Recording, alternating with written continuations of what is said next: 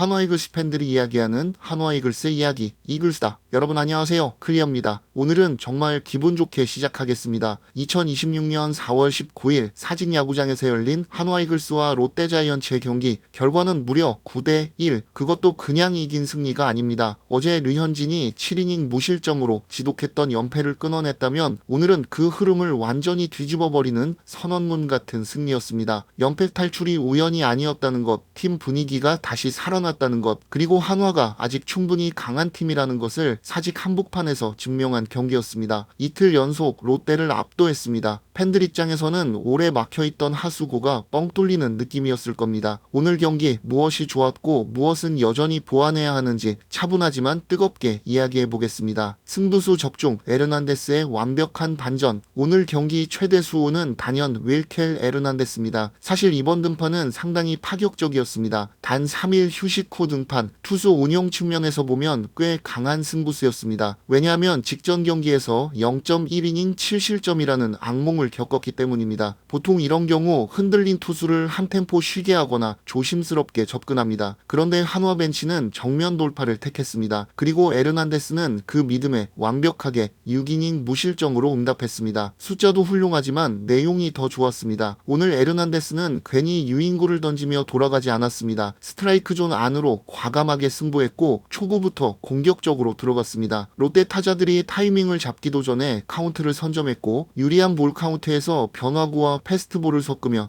효율적으로 이닝을 지웠습니다. 직전 경기의 실패를 의식해 소극적으로 갈 수도 있었지만 오히려 더 정면 승부를 택했다는 점이 인상적입니다. 이런 투수가 진짜 강한 투수입니다. 무너진 다음에 다시 올라오는 투수. 오늘 에르난데스는 단순한 호투가 아니라 멘탈 회복까지 보여줬습니다. 박세웅, 또 넘지 못한 한화전 그림자. 반면 롯데 선발 박세웅은 또 한화전에서 어려움을 겪었습니다. 이제는 단순한 상대 전적 문제가 아니라 심리적인 부담감도 무시하기 어렵습니다. 흔히 말하는 한화 포비아라는 표현이 나올 정도로 한화만 만나면 평소보다 제구가 흔들리고 경기 운영이 꼬이는 흐름이 반복됩니다. 오늘도 마찬가지였습니다. 초반부터 공이 높게 형성됐고 스트라이크를 잡아야 하는 순간에 볼이 많아졌습니다. 타자와 승부해야 할 타이밍에 스스로 카운트를 불리하게 만들며 어렵게 경기를 끌고 갔습니다. 한화 타자들은 이런 흔들림을 놓치지 않았습니다. 기다릴 공은 기다리고 들어오는 공은 과감하게 쳤습니다. 결국 박세웅은 경기 초반부터 심리적으로 밀리며 주도권을 내줬습니다. 살아난 타선, 연결되는 공격. 오늘 한화 타선은 9득점을 올렸습니다. 그리고 중요한 건 누가 한 명 터진 야구가 아니라는 점입니다. 요나단 페라자 정말 매서웠습니다. 파속에서 결단력이 있었고 강한 타구를 계속 생산했습니다. 상대 배터리 입장에서는 가장 부담스러운 타입이었습니다. 강백호 역시 해결사 역할을 해냈습니다. 찬스에서 적시타를 만들어내며 중심 타선의 무게감을 보여줬습니다. 이런 한방은 팀 전체 분위기를 바꿉니다. 그리고 저는 문현빈의 활약을 높게 평가하고 싶습니다. 상위와 하위를 잇는 연결고리 역할이 정말 중요했기 때문입니다. 단순히 안타 하나보다 더 큰 가치가 있었습니다. 흐름을 이어주고 앞선 타순에 기회를 만들고 뒷타순으로 압박을 넘겨주는 야구를 했습니다. 즉 오늘 한화 타선은 톱니바퀴처럼 움직였습니다. 위가 돌면 아래가 돌고 아래가 돌면 다시 위가 도는 구조였습니다. 다만 아쉬움도 있었습니다. 상대 선발 박세웅이 초반부터 제구 난조를 보였는데 한화가 잘루를 남기며 초반 대량 득점으로 완전히 무너뜨리진 못했습니다. 오늘은 결과적으로 대승이었지만 강팀이 되려면 흔들리는 선발은 2회나 3회 안에 내려보내야 합니다. 좋은 공격력 속에서도 세밀함은 조금 더 필요합니다. 8회 말 크게 앞서도 집중력은 필요하다. 9대0으로 크게 앞선 8회 말 사실 가장 편하게 끝낼 수 있는 구간이었습니다. 그런데 이민우가 올라와 1이닝 동안 3피안타를 맞으며 1실점을 허용했습니다. 구위도 예리하지 않았고 제구도 가운데로 몰리는 공이 나왔습니다. 점수차가 넉넉하다고 해도 투수는 자신의 공을 던져야 합니다. 오늘 이 장면은 분명 아쉬웠습니다. 수비도 도와주지 못했습니다. 실책으로 기록되지 않더라도 충분히 처리 가능한 타구에서 동작이 굼뜨거나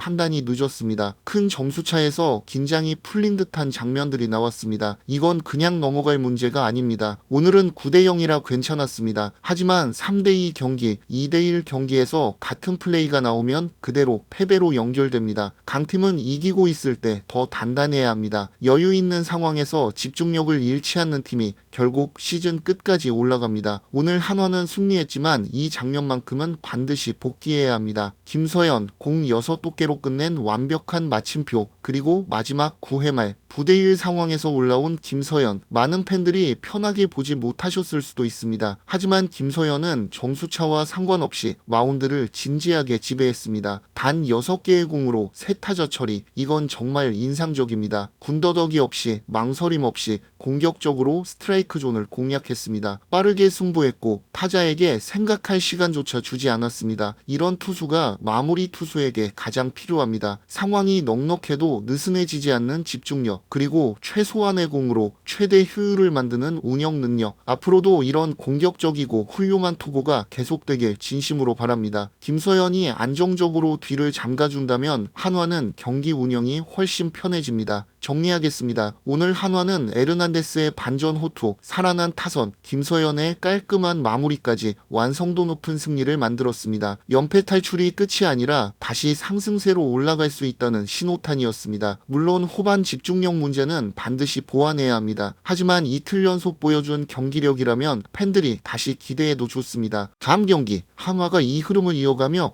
다음 잠실 시리즈까지 가져갈 수 있을지 정말 기대됩니다. 여러분은 오늘 경기 MVP를 누구라고 보십니까? 에르난데스입니까? 페라자입니까? 아니면 문현빈입니까? 댓글로 함께 이야기 나눠주시고 구독과 좋아요, 알림 설정까지 부탁드립니다. 오늘 준비한 소식은 여기까지입니다. 지금까지 클리어였습니다. 시청해주셔서 감사합니다.